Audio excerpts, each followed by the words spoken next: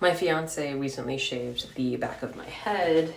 I shave it periodically, whenever it needs it. I wonder how long until it grows back. So a couple of days ago, I was scrolling through TikTok, as one does, and I landed on this video where this girl is talking about cultural appropriation in relation to braids. And I'm going to probably pronounce this incorrectly. My apologies now. She's Turk, and she was explaining how her culturally significant braids are important to her, the number of braids that she'll have in her hair at one time, and just the overall differences in cultural appropriation in relations to Black women.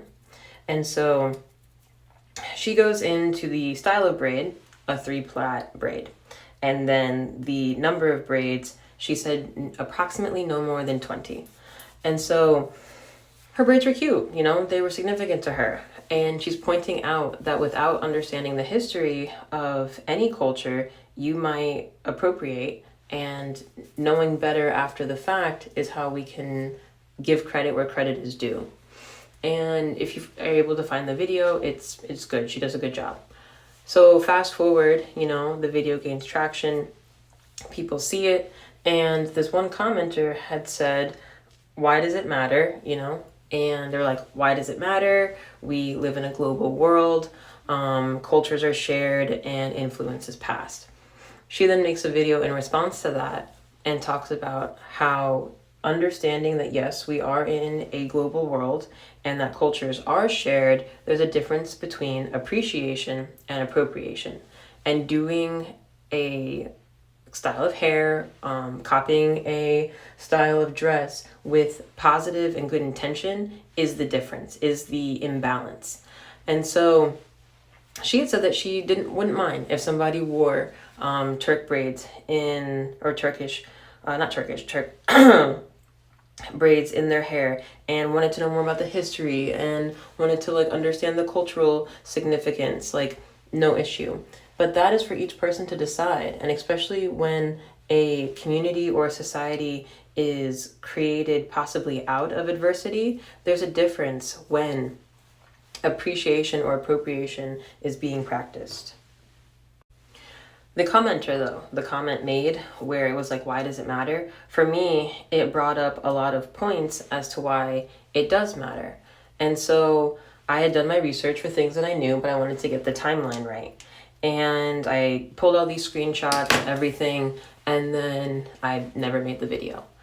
Fast forward to a couple of hours ago, I was, scrolling on TikTok as one does, and a video came up and the timeline was this. A gorgeous woman was using an audio that was meant to be taken however it was taken. Honestly, I won't even speak on it. Her hair was long, so long. And the audio is describing how Black women don't have naturally long hair. Black women, our hair doesn't grow, that it's not designed. You'd have to listen to the audio. And so then this person in the hair is, by definition, discrediting the audio. And so then I like to find where everything came from. I like the origin. So I love a good origin story. So I find the origin. And it turns out that the origin is actually this other girl who's making a video about a different person who's commenting on a video where someone's asking in the, original video, someone's asking, what's the goal? What's the end goal for wigs? And then somebody else had stitched that video and said the end goal of wearing wigs should be to wear your natural hair, how she was in process and transition to transitioning out of wearing wigs as heavily. And then this person, the one who looks like they're in college, had said, well, the purpose of wearing wigs, the end timeline is whatever your reason is. If you want to wear wigs for the rest of your life, then so be it. And so then she goes into a long video, in my opinion, it's well done, and about how the difference between what you say and what you do. And then out of that video is when a different person stitches the video and goes, Black women don't have naturally long hair. It's not going to happen for us. And so once again, I am now feeling the need to make a video.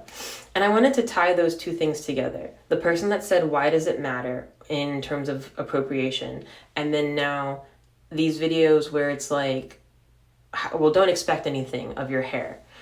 So at the end of this video, I'm going to put my findings, if you will. And I feel that they're important to know if you didn't know prior. So one of the photos, the screenshots, is going to be the Crown Act. California had passed the Crown Act, and the reason for this was for hair-based discrimination. Granted, I'm pretty sure it covers any person that would experience hair-based discrimination, but for Black women, for Black people. And the reason why is because it happens. Hair-based discrimination happens. The reason why I had posted that is I don't believe this happened in California, but you may remember the high schooler who's at a wrestling match and had to cut his hair off. I believe that he had locks in order to compete. And the crazy thing is to my understanding, that incident happened in December. Okay, I looked it up. The average high school season for wrestling is from, I believe, November to January. So for an entire month, he had been competing, referees were at the match, and nobody cared. His hair was not out of regulation, there was no issue. Sure, it could have grown in that time, but the referee, cut his hair off for having the style, not the length, to my understanding. Please research that article. And so then, for instances like the Crown Act, that would have protected him, to my understanding. And so you have things where it's like, why does it matter? It matters because it drastically impacts our lives when it's not protected. And so I wanted to establish a timeline, right? I had pulled up a chart for the timeline of American slavery, and then when slavery ended, and then like segregation, and then present day. And so the reason for that was to understand how fresh it is that Black people, one, seen as a person, so there's that, legally, and then for how society has to catch up with essentially new members, right? We've known that we've been people and humans the whole time, but now in a legal framework, it is established. So then I bring up the right to vote, okay? And the right to vote for women, I believe gets passed in 1920, okay? So then that is under the 19th Amendment. The 19th Amendment gets ratified, and now women have the right to vote. Fast forward to, I believe, 1965, the Voting Rights Act gets passed. Why does this get passed? Because of race-based discrimination for voting. And so then, if you're familiar, I don't remember which state it was, but they were like, and this probably sounds weird to say, almost famous for giving out basically standardized tests in order to show competency to vote. You may have heard the sentence where it's like, the directions say, circle every word that has circle the first T in every word. But it's not clear. Are the directions a part of what you're supposed to be circling? Are you only supposed to circle the sentence below it? And they would do this to show competency because they wanted competent people voting. Discrimination for education, discrimination for race. And so in 1965, the Voting Rights Act gets passed, which the attempt is to end the race-based discrimination. This is going to be, I have no idea how many parts of a video. So go to the second video.